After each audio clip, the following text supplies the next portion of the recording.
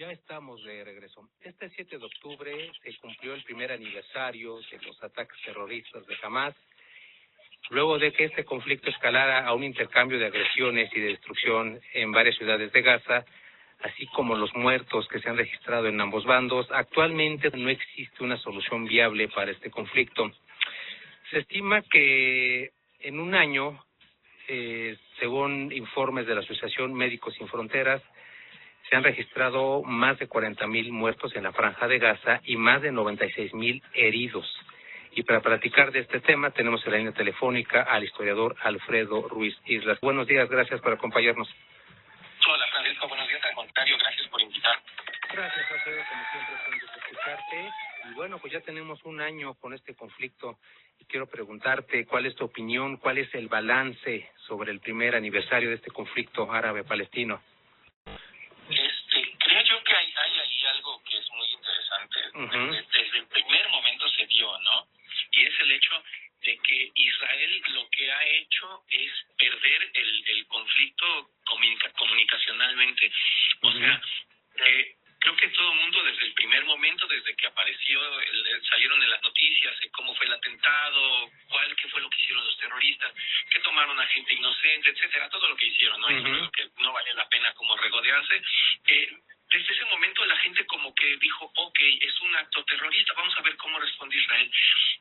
Y el problema, creo yo, es la forma en la que se articuló la respuesta. O sea, es una respuesta que dice uno, es justificada, es necesaria, pero es excesiva, ¿no? Y entonces a mí me parece que ahí es donde Israel pierde. O sea, hay mucha gente que está como muy pendiente de la causa de los palestinos en el entendido de que ven como esta cuestión de que no hay una solución tendiente al establecimiento de los dos estados, por ejemplo, y hay que ver con más extremos, no sé, quienes incluso están en contra del Estado de Israel.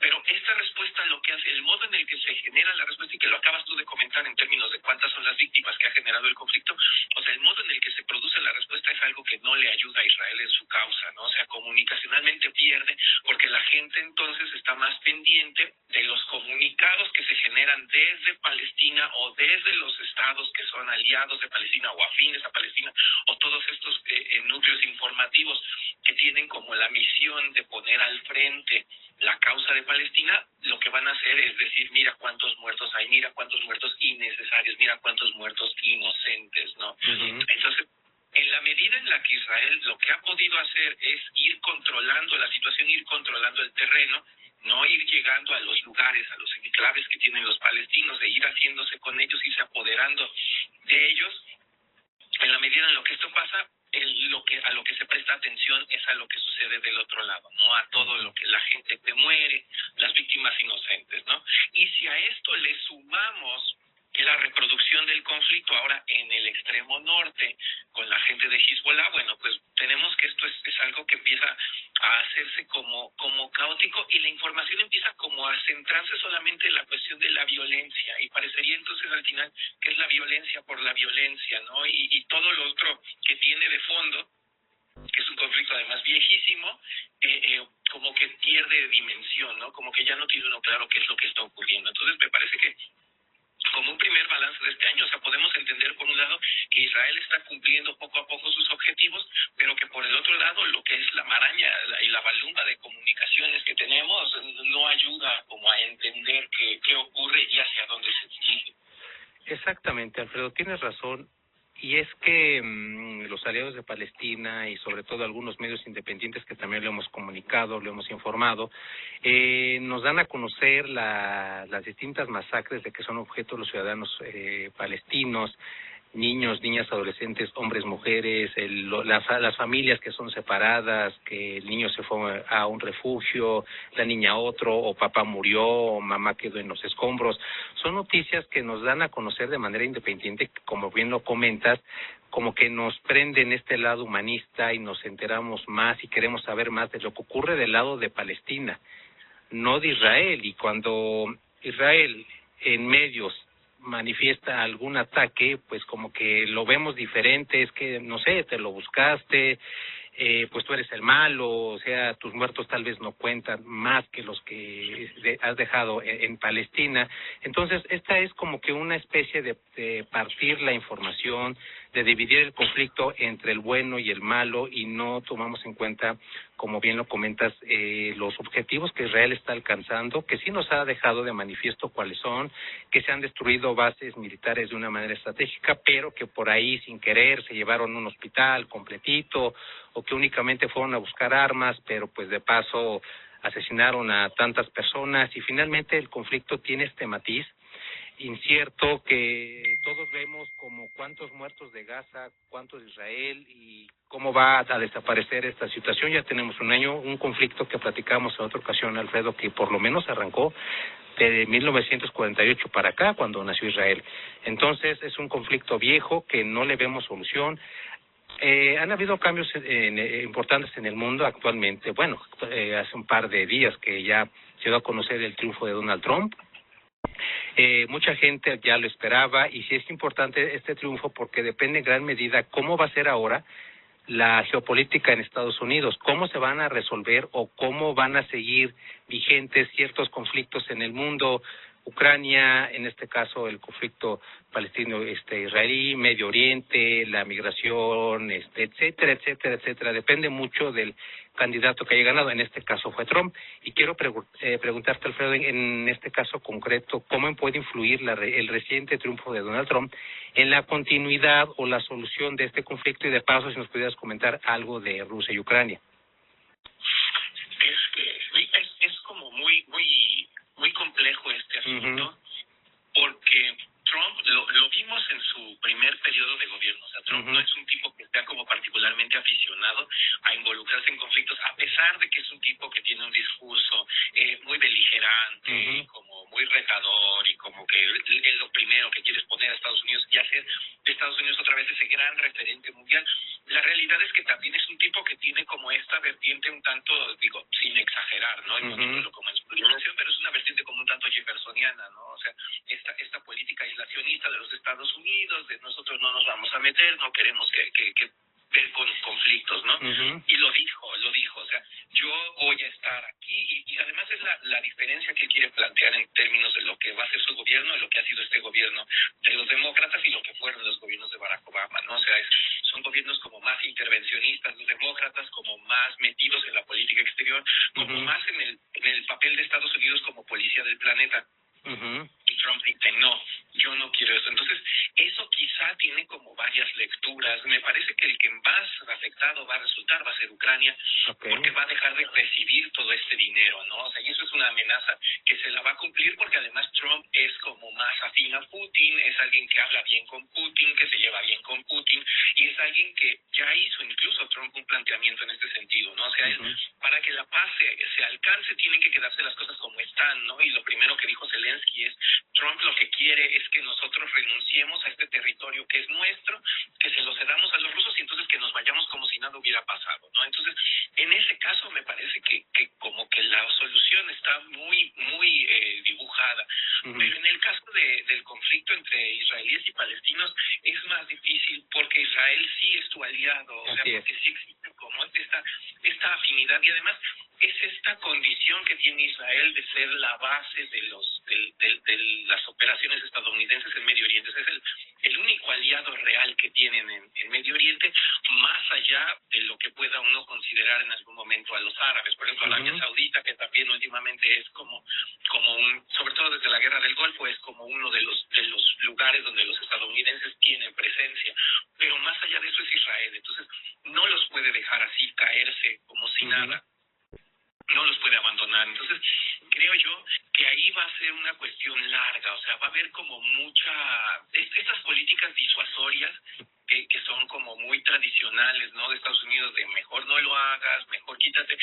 Circuló desde el propio miércoles un comunicado que habría como que confirmarlo, porque sale en canales no confiables, pero donde decía, Hamas decía que querían ellos la paz. En cuanto supieron que había triunfado Trump, querían la paz. Me parece una cosa un tanto exagerada, no me parece como querer posicionar a Trump en un sitio en el que a él le gusta estar, pero no necesariamente que está, pero sí tendría como un piso de realidad, ¿no? O sea, quizá haya formas de disuadir a los otros para que suceda, y ahí la cuestión es ¿qué va a hacer Trump en relación con lo que ha dicho Netanyahu que quiere hacer? O sea, Netanyahu no quiere la paz, él dice voy a destruir a estos terroristas porque mientras ellos existan no habrá paz para nadie. Ese es quizá el gran problema, o sea, tratar de ver cómo esto es posible de ser mediado, ¿no? Pensando en que tenemos el referente del atentado del 7 de octubre, ¿no? O sea, tenemos el referente de lo que hacen los terroristas, ¿no? Efectivamente, Alfredo, coincido contigo. A diferencia de Putin, que hay buena relación con Trump, Netanyahu es amigo de Donald Trump y ambos mandatarios así lo han manifestado, tanto Trump como Netanyahu en diferentes circunstancias, pues han manifestado el vínculo de amistad que existe entre ellos y obviamente también entre países. Y también coincido contigo, creo que el único socio, el único aliado de Estados Unidos en Medio Oriente es Israel. Entonces no puede haber abandono como lo comentas, y ese es tal vez el problema, por llamarlo de alguna manera, cómo Trump va a manejar las políticas de Netanyahu, cómo apoyarlo sin perjudicar a Estados Unidos, cómo seguir adelante con esta amistad sin involucrarse mucho. Es algo muy incierto y coincido también contigo. Estados Unidos siempre ha dicho, por lo menos desde la Primera Guerra Mundial para acá, que no va a intervenir, pero finalmente termina por meterse en los conflictos y seguramente va a ser el caso también. Así que vamos a ver cómo se da la situación. Ya vamos a atender noticias de las políticas y las estrategias que implemente Donald Trump.